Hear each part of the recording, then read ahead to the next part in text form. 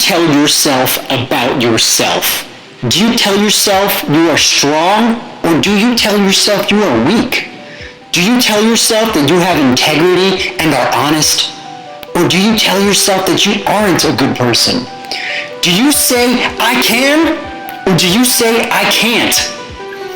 Let me let you in on a little secret.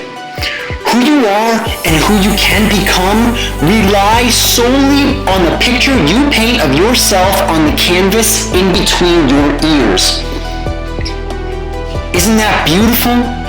Aren't you amazed by the remarkable fact that we control the way our story unfolds? Don't you feel powerful? Then why aren't you doing anything about it? Throughout our lives, we are smothered with motivational quotes that are meant to empower us. But the problem lies in the fact that 99% of you will never actually take the information provided to you and put it to good use. Motivation without inspiration and passion is worthless. The belief that I live by, that any successful person lives by, is that motivation without the willingness to display effort and work hard is like trying to wish away the fat off your ass. You want that fat gone? Get motivated and then literally work your ass off. Now, with addiction, we not only tell ourselves we are bad people while in active addiction, but society puts a big confirmation stamp on the thought process due to the stigma that surrounds addiction. Ultimately, it's those thoughts and that stigma that create bad people out of addicts. So what if that stigma changed? What if suddenly people recognize addicts as good people with a bad disease? Would that change the individual addict's behavior? Possibly. That may change the addict's willingness to reach out for help or reduce the embarrassment the addict might feel in admitting they have a problem. But that is not enough.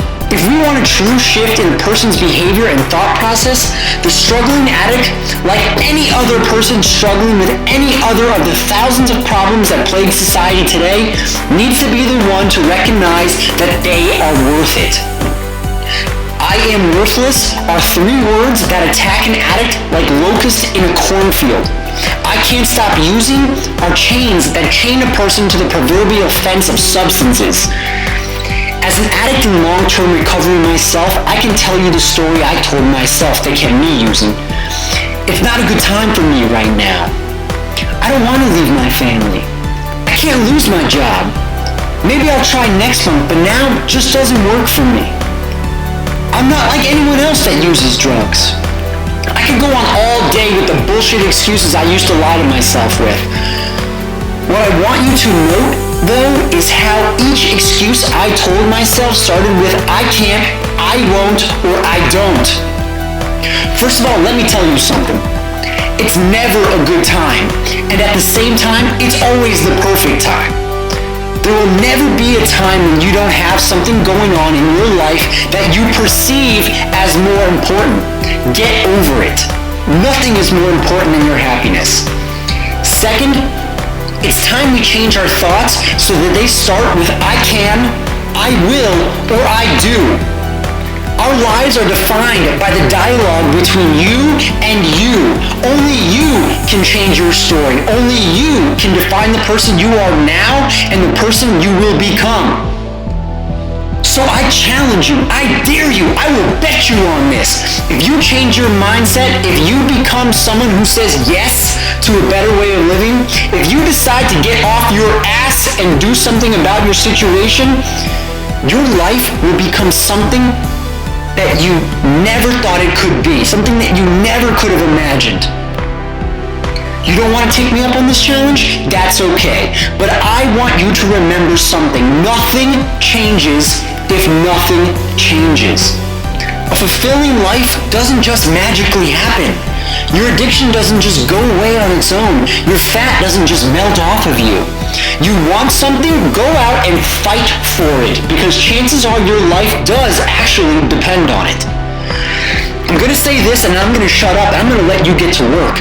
I've never met someone who's regretted giving something their all. I've never met someone who's regretted trying something in blind faith. I've never met someone who's regretted hard work. Even if they failed, they know they gave it everything they got and they learned something from the experience.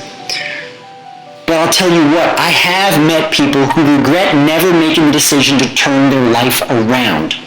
And most of those people died an unhappy and unfulfilled life. The ball's in your court now. Let's see what you're capable of.